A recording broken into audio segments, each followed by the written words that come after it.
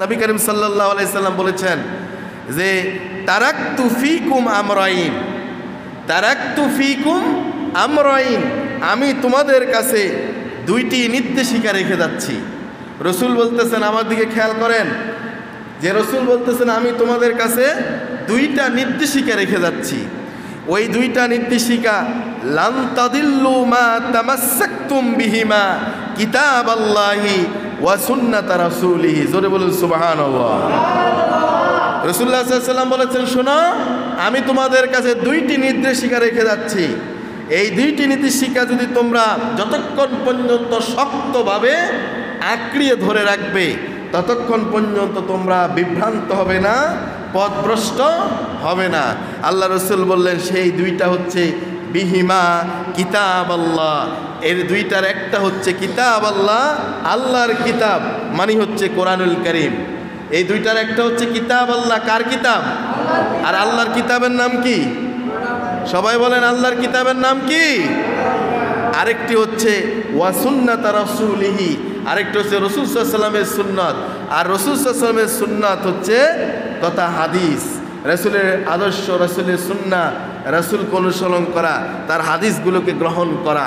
বলি ইনশাআল্লাহ। তাহলে বোঝা গেল, এই হাদিস থেকে আমরা বুঝতে পারলাম রাসূল সাল্লাল্লাহু আলাইহি ওয়াসাল্লাম আমাদেরকে বুঝিয়েছেন, বলে দিয়েছেন, নির্দেশনা দিয়েছেন যে আমরা যেন এই দুইটাকে শক্তভাবে মজবুত করে যেন আঁকড়িয়ে ধরি। এই দুইটাকে যদি আমরা আঁকড়িয়ে ধরতে পারি, তাহলে আমরা কখনো পথভ্রষ্ট হব, কখনো আমরা বিভ্রান্ত হব। একটা হচ্ছে কিতাব আল্লাহ, নবীজি বললেন একটা হচ্ছে আল্লাহর কিতাব মানে আল কোরআন, আল্লাহর কিতাব মানে কি? আরেকটি হচ্ছে ওয়া সুন্নাত রাসূলিহি মানে নবীজির সুন্নত তথাপি হাদিস। এই দুইটাকে আমরা যদি আঁকড়ে ধরি, শক্তভাবে ধরে রাখতে পারি, তাহলে আমরা কখনো পথভ্রষ্ট হব না। বলি ইনশাআল্লাহ। তাহলে কোরআন বিপদগামিতা থেকে, পথভ্রষ্টতা থেকে বাঁচাইয়া দেয়, রক্ষা করে, হেফাজত করে। সুবহানাল্লাহ বলবেন না? আরেকটি হচ্ছে কোরআনুল কারীম কিয়ামতের দিন সুপারিশ করবে। সুবহানাল্লাহ বলেন। কোরআনুল কারীম কিয়ামতের দিন কি করবে? সুপারিশ করবে। আমি কি আমার মুসলিমদের জন্য সুপারিশ করতে পারবো? কিন্তু কোরআন, এই কোরআনের অনুসরণকারী, কোরআনে আমলকারীদের জন্য, কোরআনের আহলদের জন্য, কোরআনের পরিবারদের জন্য কোরআন সুপারিশ করবে। সুবহানাল্লাহ বলেন। আন আবি উমামা রাদিয়াল্লাহু আনহু قال قال سمعت رسول الله صلى الله عليه وسلم يقول اقرأوا القرآن فإنه يأتي يوم القيامة شفيعا لأصحابه। سبحان الله। নবী সাল্লাল্লাহু আলাইহি সাল্লাম থেকে হাদিস কানা বর্ণনা করেন আবু উমামা, তিনি বলেন আমি রাসূল সাল্লাল্লাহু আলাইহি সাল্লামকে বলতে শুনেছি, মুসলিম শরীফের হাদিস, আমি নবীজিকে বলতে শুনেছি, তিনি বলেন ইয়াকুলু ইকরাউল কুরআন ফাইন্নাহু ইয়াতি ইয়াউমাল কিয়ামা। নবীজি বলেছেন তোমরা কোরআন পাঠ করো, কোরআন তেলাওয়াত করো, কোরআন পাঠ করো, কোরআন আমল করো। নবীজি বলেছেন কেননা ফাইন্নাহু ইয়াতি ইয়াউমাল কিয়ামাতি, কেননা কিয়ামতের দিন এই কোরআন তার সাথীদের জন্য শাফিআল লিআসহাবিহি, কোরআন তার সঙ্গীদের জন্য, সাথীদের জন্য সেদিন কিয়ামতের দিন সুপারিশ করবে। আরো জোরে বলুন সুবহানাল্লাহ। কোরআন তার সাথীদের জন্য কি করবে? সুপারিশ করবে। এখন আমার প্রিয় ভাইয়েরা, এই হাদিস থেকে, মুসলিম শরীফের হাদিস থেকে বুঝতে পারলাম যে কোরআনুল কারীমের সঙ্গী কারা?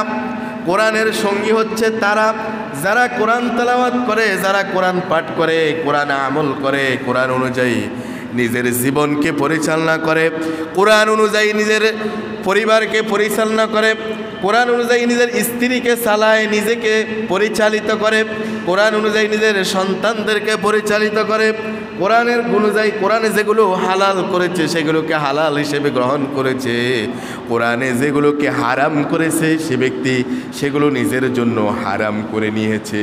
যেগুলোকে কোরআন নিষেধ করেছে সেগুলো তার জন্য বর্জন করেছে, কোরআন যেগুলো গ্রহণ করতে বলেছে সেগুলো সে নিজের জন্য গ্রহণ করেছে। এভাবে করে যে ব্যক্তি কোরআন অনুযায়ী চলে, কোরআনুল কারীম কোরআনের সঙ্গী সাথীদের জন্য কিয়ামতের দিন নবীজি বললেন ইয়াউমাল কিয়ামাতি শাফিআল লিআসহাবিহি, সুবহানাল্লাহ। নবীজি বললেন কোরআনুল কারীম সেই সাথীদের জন্য সেদিন আল্লাহর কাছে সুপারিশ করবে, সুবহানাল্লাহ। আমরা কি কোরআন আমাদের জন্য সুপারিশ করুক আমরা কি চাই কি চাই না? তাহলে কোরআন অনুযায়ী আমাদেরকে কোরআন তেলাওয়াত করতে হবে, কোরআন পাঠ করতে হবে, কোরআন অনুযায়ী আমাদেরকে চলতে হবে। রাজি আছি ইনশাআল্লাহ? তাহলে আরেকটা বিষয় জানলাম যে কোরআন আমাদের জন্য সুপারিশ করবে। আসুন কোরআন সম্পর্কে আরেকটু জানি। এই কোরআনুল কারীম কোরআন তেলাওয়াত করলে লাভ না লস? প্রতি হরফে নেকি আছে না নাই? প্রতি হরফে তো নেকি আছেই। কোরআন তেলাওয়াতের মধ্যে আরেকটা লাভ, কোরআন তেলাওয়াত করলে আপনার ঈমানটা কেবল শুধু বৃদ্ধি পেতে থাকে, সুবহানাল্লাহ। কোরআনের আপনি এই যে বিভিন্ন লোহার জিনিস আছে এগুলো যখন আপনি ফেলে রাখবেন ঝঙ্গে ধরে, যখন এগুলো শান দিবেন ধার দিবেন তখন জং কেটে আবার শানিত হয়, কথা বলে ঠিক কিনা? যত ধার দিবেন তত এটার ধার উঠবে, শান উঠবে। আমার প্রিয় ভাইয়েরা, কোরআন তেলাওয়াতের মধ্য দিয়ে আমার আল্লাহর বান্দা বান্দিদের ঈমানটা তত বৃদ্ধি পেতে থাকে, সুবহানাল্লাহ। কোরআন তেলাওয়াতের মাঝে ঈমান বৃদ্ধি পায়, সুবহানাল্লাহ বলেন। আল্লাহ পাক কোরআনুল কারীমের 114টি সূরার মধ্যে 8 নম্বর একটা সূরা, কোরআনের 8 নম্বর সূরা সূরাল আনফাল, সূরা আনফালের 2 নম্বর আয়াত আল্লাহ তাআলা বললেন ইন্নামাল মুমিনুনাল্লাযীনা ইযা যুকিরাল্লাহু ওয়াজিলাত কুলুবুহুম ওয়া ইযা তুলিয়াত আলাইহিম আয়াতুহু যাদাতুহুম ঈমানাও ওয়া আলা রাব্বিহিম ইয়াতাওয়াক্কালুন। আল্লাহু আকবার। আল্লাহ পাক কোরআনুল কারীমের সূরা আনফালের 2 নম্বর আয়াতে বললেন, মুমিনের পরিচয় দিতে গিয়ে বললেন ইন্নামাল মুমিনুন, নিশ্চয় মুমিন তো তারা, মুমিন হচ্ছে প্রকৃত মুমিন তো তারা, আল্লাযীনা ইযা যুকিরাল্লাহ, যখন তারা আল্লাহর জিকির করে, যখন তারা আল্লাহর নাম স্মরণ করে, যখন তারা কোরআন তেলাওয়াত করে, যখন তারা তার রবের আলোচনাগুলো শুনে, ওয়াজিলাত কুলুবুহুম, তখন তাদের কুলুবগুলো, অন্তরগুলো, তাদের হৃদয়গুলো প্রকম্পিত হয়, সুবহানাল্লাহ। তাদের দিলটা, তাদের হৃদয়টা, কলিজাটা প্রকম্পিত হয়। আল্লাহ পাক বললেন তখন ওয়াইযা তুলিয়াত আলাইহিম আয়াতুহু যাদাতুহুম ঈমানা, যখন তাদের সামনে আল্লাহর কোরআনটা তেলাওয়াত করা হয়, যখন আল্লাহর নির্দেশনাবলী যখন তাদের সামনে পাঠ করা হয়, যখন তাদের সামনে কোরআন তেলাওয়াত করা হয়, আল্লাহ পাক বললেন আয়াতুহু যাদাতুহুম ঈমানা, তখন তাদের ঈমানটা বৃদ্ধি পায়, সুবহানাল্লাহ। বলেন যখন কোরআন পাঠ করা হয় তাদের সামনে তখন তাদের ঈমান কি হয়? এই সবাই কিন্তু বললেন না, যখন কোরআন তেলাওয়াত করা হয় তখন তাদের ঈমান কি পায়? বৃদ্ধি পায়। এটা বেড়ে যায়, ঈমানটা কি হয়ে যায়? বেড়ে যায়, বৃদ্ধি পেয়ে যায়, সুবহানাল্লাহ বলবেন না? এরপর আল্লাহ রাব্বুল আলামিন বললেন وعلى ربهم يتوكلون, আল্লাহু আকবার। যে তারা একমাত্র ভরসা করে, এই লোকরা ভরসা করে একমাত্র কার উপর? আল্লাহর উপর। আর আল্লাহ ব্যতীত কার উপর ভরসা করে না। আমরা তাওয়াক্কুল করি কার উপর? আল্লাহর উপর। এই জন্য আমাদের ঈমানটা মজবুত বানাইয়া দিবেন যিনি, তিনি কে? আমার প্রিয় ভাইয়েরা, এই কোরআনুল কারীম এত সম্মানিত একটা কিতাব, তাহলে বোঝা গেল এই কোরআনের তেলাওয়াতটা শুনলেও লাভ না লস? যারা বললেন না তারা মনে একটু সন্দেহের ভিতরে আছেন যে আসলে কোনটা বলি আবার কোনটা হয়। কোরআন তেলাওয়াত করলে লাভ না লস? কোরআন তেলাওয়াত শুনলেও লাভ না লস? কোরআন তেলাওয়াত কেউ করছে, আপনি চুপ থেকে বসে বসে শুনেন তাতেও কি? যদি আপনি নিজে কোরআন তেলাওয়াত করেন তাতেও কি? কোরআন অনুযায়ী আমল করেন তাতে কি? কোরআন অনুযায়ী যদি নিজের পরিবারকে চালান তাতে কি? কোরআন অনুযায়ী যদি নিজের সংসার, পরিবার, রাষ্ট্রকে চালান তাতে লাভ না লস? এজন্য আল্লাহ পাক কোরআনুল কারীমের সম্মান মর্যাদা তিনি কোরআনুল কারীমের মধ্যে তিনি তুলে ধরেছেন। বলি আলহামদুলিল্লাহ। কোরআন সকল, এই কোরআন এমন একটা কিতাব, কোরআনুল কারীম এমন একটা কিতাব, এর মাঝে সকল বিষয়ের আলোচনা রয়েছে। বলি আলহামদুলিল্লাহ। আপনি বলবেন এর ভিতরে কি আসমান জমিনে কি আছে, এগুলো কি আছে নাকি? কোরআনের মধ্যে এগুলোও কি আছে? আপনি বলবেন জান্নাত জাহান্নাম সেগুলি কেমন, সেখানে কি আছে কি হবে, এগুলো কি আছে নাকি আলোচনা? আছে। আপনি বলবেন যে মরণের পরে কি হবে, এগুলি আমরা কোথায় থেকে জানবো, এগুলির আলোচনা কি কোরআনে আছে নাকি? আছে। তারপরে যারা দুনিয়াতে সৎকর্মশীল তাদের জন্য পুরস্কার কি, যারা অসৎ কর্মশীল তাদের জন্য শাস্তি কি, এগুলো কোরআনে আছে। তাহলে কোরআনে সব কিছুই, আপনি বলবেন যে ঠিক আছে পরকাল কেন্দ্রিক বা সৃষ্টি জগৎ কেন্দ্রিক এগুলো আছে, কিন্তু এই সমাজ কিভাবে চালাবো, এই রাষ্ট্র কিভাবে পরিচালনা করব, এগুলো কি কোরআনে আছে নাকি? এগুলোও কোরআনে আছে। তার মানে কোরআনে সব কিছুই কি আছে। কোরআন এমন একটা কিতাব। আল্লাহ পাক কোরআনুল কারীমের সূরা নাহলের 89 নম্বর আয়াত আল্লাহ তাআলা বললেন, ওয়ানাজ্জালনা আলাইকাল কিতাবা তিবয়ানাল লিকুল্লি শাই ওয়া হুদাও ওয়া রাহমাতাও ওয়া বুশরা লিল মুসলিমিন। আল্লাহু আকবার। সূরা নাহলের 89 নম্বর আয়াতে আল্লাহ পাক বলছেন যে ওয়ানাজ্জালনা আলাইকাল কিতাবা তিবয়ানান লিকুল্লি শাইইন, যে এটা এমন একটা কিতাব, আরো বাড়ান, এটা এমন একটা কিতাব যেই কিতাবের মধ্যে সব কিছু অবতীর্ণ করা হয়েছে, সব কিছু অবতীর্ণ করা হয়েছে। বলি আলহামদুলিল্লাহ। এটা কি আমার কথা না আল্লাহর কথা? এটা কি দুনিয়ার কোনো মোল্লার কথা না আল্লাহর কথা? তাহলে বিশ্বাস আছে যে সব কিছু কোরআনে আছে। আল্লাহ পাক বললেন وَهُدًى وَرَحْمَةً وَبُشْرَى لِلْمُسْلِمِينَ। এই কোরআনুল কারীম এমন একটা কিতাব, এই কোরআনুল কারীম মুসলমানদের জন্য এমন একটা কিতাব আমি দিয়েছি। এই কিতাবের মাঝে মুসলমানদের জন্য হেদায়েত আছে, মুসলমানদের জন্য রহমত আছে, মুসলমানদের জন্য সুসংবাদ আছে। সুবহানাল্লাহ। তাহলে মুসলমানদের জন্য হেদায়েত আছে যেই কিতাবে, সেই কিতাবের নাম কি? সবাই বলেন। মুসলমানদের জন্য রহমত আছে যেই কিতাবে, সেই কিতাবের নাম কি? মুসলমানদের জন্য সুসংবাদ আছে যেই কিতাবে, বলুন সেই কিতাবের নাম কি? তাহলে এই কোরআন আমাদের কাছে আছে, আমরা কোরআনকে গ্রহণ করতে রাজি আছি ইনশাআল্লাহ।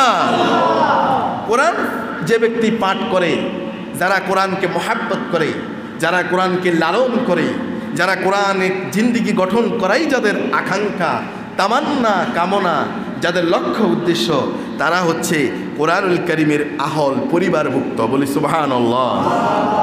হযরত আনাস ইবনে মালিক থেকে বর্ণিত একখানা হাদিস, এটি মুসনাদে আহমদ, নাসাই, ইবনে মাজাহ হাদিসটা এসেছে যে নবী করিম সাল্লাল্লাহু আলাইহি সাল্লাম বললেন, ইন্না লিল্লাহি আজ্জা ওয়া জাল্লা আহলিনা মিনান নাস। নবীজি বললেন নিশ্চয় মানুষের মধ্যে কিছু মানুষ আছে যারা হচ্ছে আল্লাহর পরিবার।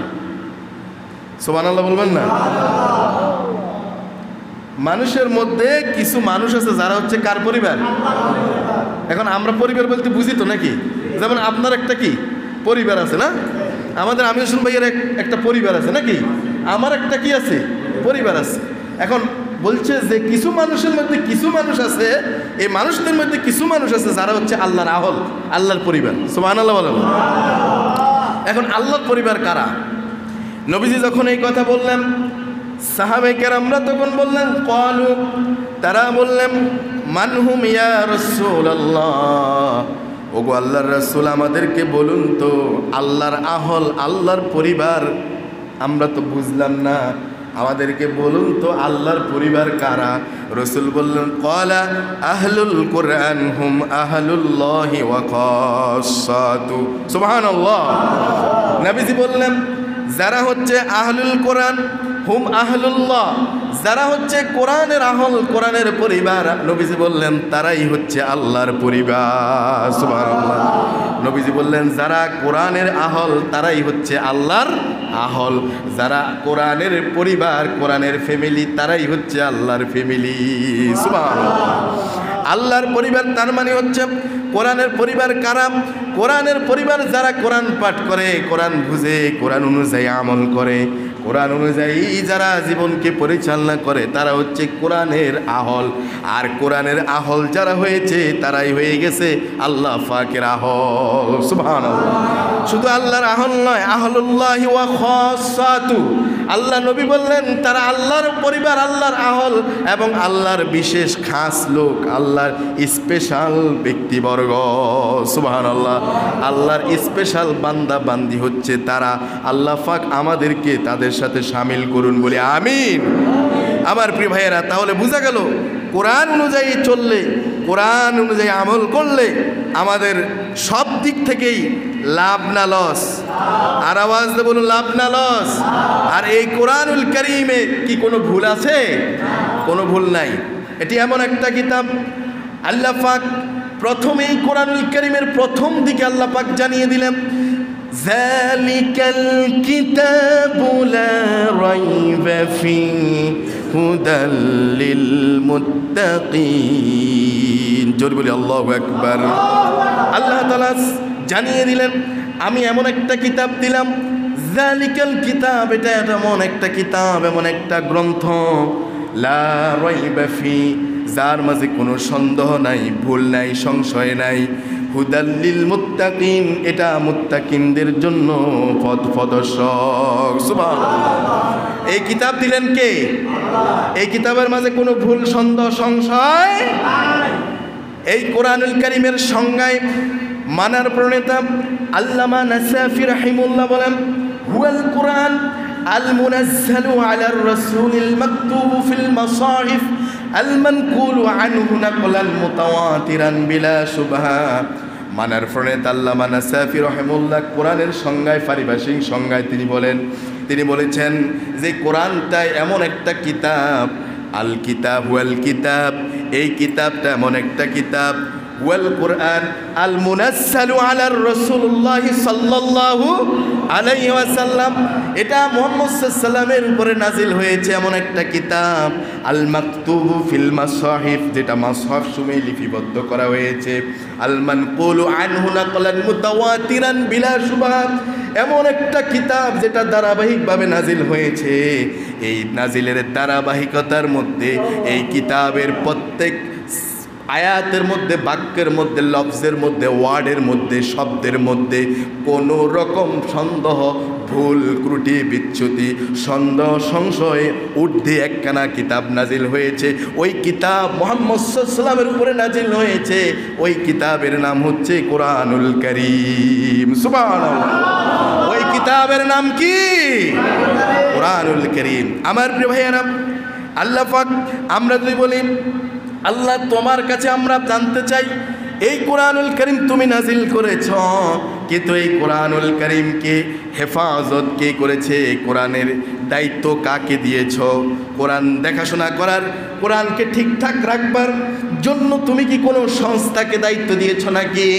দুনিয়ার কোনো রাষ্ট্রপ্রধানকে দায়িত্ব দিয়েছ নাকি?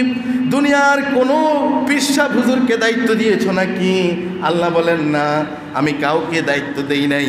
আল্লাহ রাব্বুল আলামিন সেই কথাও কোরআনুল কারীমের 15 নম্বর সূরা হিজরের 9 নম্বর আয়াত আল্লাহ তাআলা বললেন, ইন্না নাহনু নাযালনা যিকরা ওয়া ইন্না লাহু লাহাফিজুন। আল্লাহু আকবার। আল্লাহ পাক বললেন, ইন্না নাহনু নাযালনা যিকরা, এই যিকরের কিতাব, এই কোরআনুল কারীম, এই কিতাবটা আমি আল্লাহ পাক নাজিল করেছি। সুবহানাল্লাহ বলেন। ওয়া ইন্না লাহু লাহাফিজুন, আর আমি এটার হেফাজতের দায়িত্ব, সংরক্ষণের দায়িত্ব দুনিয়ার কোনো কাউকে দেই নাই, কোনো সংস্থার প্রধানকে দেই নাই। কোরআনের সংরক্ষণের দায়িত্ব যদি আজকে জাতিসংঘের মহাসচিবকে যদি দেওয়া হতো, কোরআন সংরক্ষণের হেফাজতের দায়িত্ব যদি রাষ্ট্রপ্রধান কাউকে দেওয়া হতো, কোনো দলের প্রধানকে যদি দেওয়া হতো, দলের প্রধান তিনি তার দলের সুবিধার্থে যে আয়াতগুলো যায় এগুলোরে রাখতেন, যেগুলো তার দলের বিরুদ্ধে যায় এগুলো রেখে তিনি সংশোধন করতেন, রিফর্ম কমিশন গঠন করে এগুলো সংশোধন করতেন, এগুলোরও বাদ দিতেন। কথা বলেন ঠিক কিনা? কোনো সংস্থার প্রধানকে যদি দেওয়া হতো, তিনি তার সুবিধার্থে সেগুলো রাখতেন, কিছু বাদ দিতেন, কিছু রাখতেন। যদি জাতিসংঘের মহাসচিবকে দায়িত্ব দিতেন, তিনিও একই কাজ করতেন, আমাকে দিলেও হয়তো আমিও একই কাজ করতাম। আল্লাহ দুনিয়ার কাউকে দেন নাই। আল্লাহ পাক বললেন, ইন্না লাহু লাহাফিজুন, কোরআন আমি নাজিল করেছি, আর কোরআন সংরক্ষণের হেফাজতের দায়িত্ব দুনিয়ার কাউকে দেই না, আমি আল্লাহ আমার নিজের হাতেই গ্রহণ করেছি। আমরা বললাম আল্লাহ জানলাম যে তুমি কোরআন নাজিল করেছো, তুমি হেফাজতের দায়িত্ব নিয়েছো, এটা জানলাম, কিন্তু তুমি কোরআনের ভাষা কি দিয়েছো? কোরআনের শব্দ চয়ন, এর ল্যাঙ্গুয়েজ, এর ভাষাগুলো তুমি কি দিয়েছো? পৃথিবীতে আজকের দুনিয়ায় খুব গুরুত্বপূর্ণ একটি ইম্পর্টেন্স ল্যাঙ্গুয়েজ, ইম্পর্টেন্স ভাষা হচ্ছে, ইন্টারন্যাশনাল ল্যাঙ্গুয়েজ হচ্ছে ইংরেজি, ইংলিশ। কোরআনের ভাষাটা কি দিলেন আল্লাহ পাক সেটাও জানিয়ে দিলেন। শোনো, ইন্না আনজালনাহু কুরআনান আরাবিয়ান লাআল্লাকুম তাআকিলুন। জোরে বলি আল্লাহু আকবার। আল্লাহ রাব্বুল আলামিন কোরআনুল কারীমের সূরা ইউসুফ, বলেন কোন সূরা? কোরআনুল কারীমের সূরা ইউসুফের 2 নম্বর আয়াত আল্লাহ পাক বললেন, ইন্না আনজালনাহু কুরআনান আরাবিয়ান লাআল্লাকুম তাআকিলুন। শোনো দুনিয়ার বান্দারা, ও দুনিয়ার লোকেরা শোনো, আমি আল্লাহ রাব্বুল আলামিন এই কোরআন নাজিল করেছি, কোরআন অবতীর্ণ করেছি আরবি ভাষায়। কোন ভাষায় বলেন? আরবি ভাষায়। লাআল্লাকুম তাআকিলুন, যাতে করে তোমরা অনুধাবন করতে পারো, বুঝতে পারো, বোঝাটাকে সহজ হয়, এজন্য আমি আল্লাহ পাক কোরআনুল কারীমকে আরবি ভাষায় নাজিল করেছি। সুবহানাল্লাহ। এখন আপনি বলবেন যে এটা কি করে সম্ভব? আমি আলিফ বাতা পড়তে পারি না, আরবি হরফ 29টা, এটাই মুখস্থ রাখতে পারি না, কত কঠিন লাগে।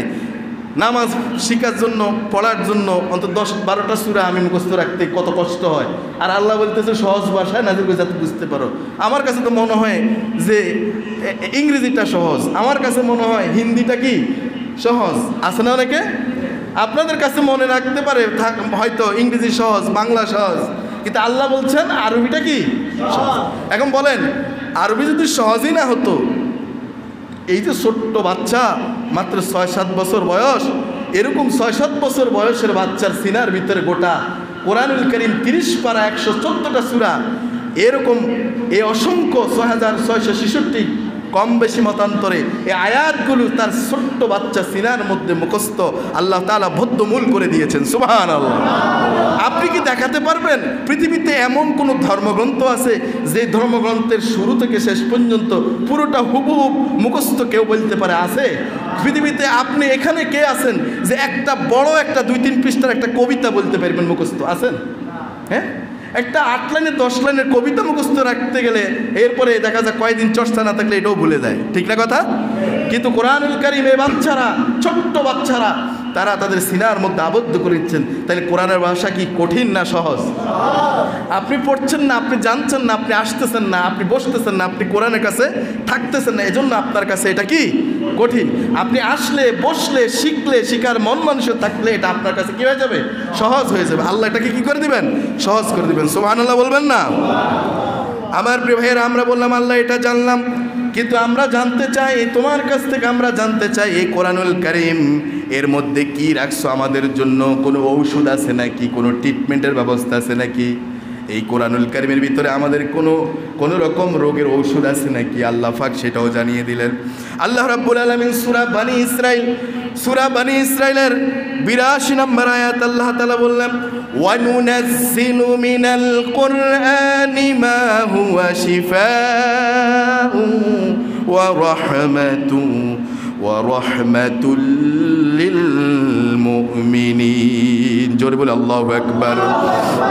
আল্লাহ রাব্বুল আলামিন বললেন, শোনো, এই কোরআন হচ্ছে নাজিল করেছি আমি আল্লাহ নাজিল করেছি। এই কোরআন হচ্ছে মহা ঔষধ। সুবহানাল্লাহ বলেন। এখন তার মানে কোরআনের ভিতরে কি আছে বলেন? কোরআনের ভিতরে কি আছে? রোগের ট্রিটমেন্ট ঔষধও আছে। এখন এই কোরআনের ভিতরে যে ঔষধ আছে, মহা ঔষধ, এটা শুধু ঔষধ না, কোন ঔষধ বলেন? এটা শুধু ঔষধ না, এটা কোন ঔষধ? মহা ঔষধ আছে। এই মহা ঔষধ কোরআনুল কারীমের ভিতরে আছে। এমন ওষুধ দিয়েছেন, মানুষের আর্থিক রোগ, শারীরিক রোগ, মানসিক রোগ, তিনও ক্যাটাগরির রোগের ট্রিটমেন্ট ঔষধগুলো আল্লাহ পাক এই কোরআনুল কারীমের ভিতরে আল্লাহ পাক দিয়ে দিয়েছে। সুবহানাল্লাহ। শুধু কেবল তাই নয়, শুধু মানুষের শারীরিক, মানসিক, আর্থিক রোগের চিকিৎসার জন্য শুধু কোরআনে ঔষধ আছে তাই নয়। কোরআনুল কারীমে আল্লাহ পাক এই সমাজে, রাষ্ট্রে, এই সমাজের ভিতরে যে রোগ আছে, পছন্দ ধরেছে, সমাজে যে ঘুণে ধরেছে, সমাজের ভিতরে নানান রোগ আছে না নাই? সমাজেরও রোগ আছে। সমাজের ট্রিটমেন্ট দেওয়ার জন্য, সমাজের রোগ ভালো করবার জন্য আল্লাহ পাক কোরআনুল কারীমের ভিতরে সব ঔষধগুলো দিয়ে দিয়েছে। সুবহানাল্লাহ। তাহলে মানুষ রোগাক্রান্ত হলে এর ট্রিটমেন্ট, এর ঔষধও কোরআনে আছে। বলেন, কোরআনে শারীরিকভাবে হোক, মানসিকভাবে হোক, আর্থিকভাবে হোক, ঔষধ কোথায় আছে? বলেন, ঔষধ কোথায় আছে? এরপর সমাজে যে রোগ আছে, সমাজে যে পছন্দ ধরেছে, এর জন্য চিকিৎসার রোগের ঔষধ কোথায়? বলেন, কোথায় আছে? আমার প্রিয় ভাইয়েরা, আল্লাহ রাব্বুল আলামিন বললেন, শিফাউন ওয়া রাহমাতুল লিল মুমিনিন। মুমিনদের জন্য এই ঔষধ কোরআনুল কারীমে আছে। সুবহানাল্লাহ। আমার প্রিয় ভাইয়েরা, আমরা বললাম আল্লাহ কোরআন তো এখন আমাদের হাতে হাতে আছে, আমাদের কাছে কাছে আছে। কোরআন একসময় ছিল কোথায়? আল্লাহ পাক সেটাও কোরআনে জানিয়ে দিন। আল্লাহ বললেন, বাল হুয়া কুরআনুম মাজিদুন ফি লাউহিম মাহফুজ। জোরে বলি আল্লাহু আকবার। আল্লাহ বললেন, আমি এটাকে লাউহে মাহফুজে সংরক্ষিত স্থানে, এমন একটি স্থানে আমি রেখেছি। সুবহানাল্লাহ বলবেন না? আমরা বললাম আল্লাহ জানলাম, আমরা জানতে চাই কোরআন আপনি কোন সময় নাজিল করেছেন, কোন মাসে নাজিল করেছেন? আল্লাহ পাক বললেন, শাহরু রমাদানাল্লাযী উনজিলা ফীহিল কুরআন হুদাল লিন্নাসি ওয়া বাইয়িনাতিম মিনাল হুদা ওয়াল ফুরকান। জোরে বলি আল্লাহু আকবার। আল্লাহ পাক বললেন, শাহরু রমাদান, আমি রমজান মাসে কোরআন নাজিল করেছি। সুবহানাল্লাহ বলেন। এই কোরআন হুদাল লিন্নাসি ওয়া বাইয়িনাতিম মিনাল হুদা ওয়াল ফুরকান। কোরআন হচ্ছে মানুষের জন্য হেদায়েতের কিতাব। এই কোরআন হচ্ছে সত্য মিথ্যার পার্থক্যকারী। একখানা কিতাব দিয়েছি, ওই কিতাবের নাম হচ্ছে কোরআনুল কারীম। সুবহানাল্লাহ। আমরা বললাম আল্লাহ জানলাম কোরআন নাজিল করেছেন রমজান মাসে, রাতে না দিনে? আল্লাহ বললেন, ইন্না আনজালনাহু ফি লাইলাতিল কদর। আমি কোরআন নাজিল করেছি দিনে নয়, আমি কোরআনকে নাজিল করেছি সে মহিমান্বিত রজনী, সেই রাত্র কদর রজনীতে কোরআনকে নাজিল করেছি। আমরা বললাম আল্লাহ জানলাম, কিন্তু এই কোরআনে যে রাত্রি নাজিল হয়েছে, এই রাত্রি কি অন্য রাত্রির মতো নাকি? আল্লাহ বললেন না, ওই রাত্রি অন্য মাসের অন্য সময়ের মতো সময় নয়। আল্লাহ পাক বললেন, লাইলাতুল কদরি খায়রুম মিন আলফি শাহর। যে এই রাত্রিটা হচ্ছে হাজার মাসের চেয়েও উত্তম। সুবহানাল্লাহ। আমরা বললাম আল্লাহ এই কোরআন কে শিক্ষা দিল, কিভাবে শিক্ষা দিল? আল্লাহ পাক সেটাও কোরআনে সূরা আর রহমান। কোন সূরা? সবাই বললেন না কোন সূরা? সূরা আর রহমান। আল্লাহ তাআলা প্রথমে জানিয়ে দিলেন যে শোনো, আর রহমান আল্লামাল কুরআন খলাকাল ইনসান আল্লামাহুল বায়ান। পারেন না আপনারা? আমার সাথে বলেন, আর রহমান আল্লামাল কুরআন খলাকাল ইনসান আল্লামাহুল বায়ান। যিনি রহমান, দয়াময় আল্লাহ, আর রহমান, সে রহমান আল্লাহ পাক, খলাকাল ইনসান, তিনি আল্লামাল কোরআন, তিনি কোরআন শিখিয়েছেন। খলাকাল ইনসান, তিনি মানুষকে সৃষ্টি করেছেন। আল্লামাহুল বায়ান, তিনি মানুষকে বয়ান, তিনি মানুষকে ভাষা শিক্ষা দিয়েছেন। সুবহানাল্লাহ। এভাবে করে একে একে স্টেপ বাই স্টেপ কথা আছে। এরপর আমরা বললাম, আল্লাহ আপনি যে আমাদেরকে কোরআন দিলেন, আর আমাদেরকে জানিয়ে দেন নাই যে আমরা কি শিখবো, কিসের জ্ঞান শিখবো। আল্লাহ বলেন, প্রথমেই তো সেটা জানাই দিলাম। সর্বপ্রথম 5টি আয়াত নাজিলের মধ্যেই তো জানিয়ে দিলাম। কোরআনের সর্বপ্রথম যে 5টি আয়াত নাজিল হয়েছে, আল্লাহ বললেন, ইকরা বিসমি রাব্বিকাল্লাযী খলাক খলাকাল ইনসানা মিন আলাক ইকরা ওয়া রাব্বুকাল আকরাম আল্লাযী আল্লামা বিল কলম আল্লামাল ইনসানা মা লাম ইয়ালাম। আল্লাহু আকবার। আল্লাহ বললেন কোরআন, আল্লাহ বললেন পড়ো, জ্ঞান অর্জন করো। ইকরা বিসমি রাব্বিকাল্লাযী খলাক, সেই খলাক, সেই সৃষ্টিকর্তা যিনি সৃষ্টি করেছেন, সেই সৃষ্টিকর্তার নামের জ্ঞান, সেই তার পরিচয়, তার ইলমটাই তোমাদেরকে শিক্ষা গ্রহণ করতে হবে। সুবহানাল্লাহ। আমার প্রিয় ভাইয়ের, একে একে কোরআন থেকে কোরআন সম্পর্কে অনেক কথা বলা যায়, ঠিক না? কোরআন থেকে কোরআনের পরিচয় শোনা যায়। আল্লাহ পাক আমাদেরকে বুঝবার তৌফিক দান করুক, বলি আমিন।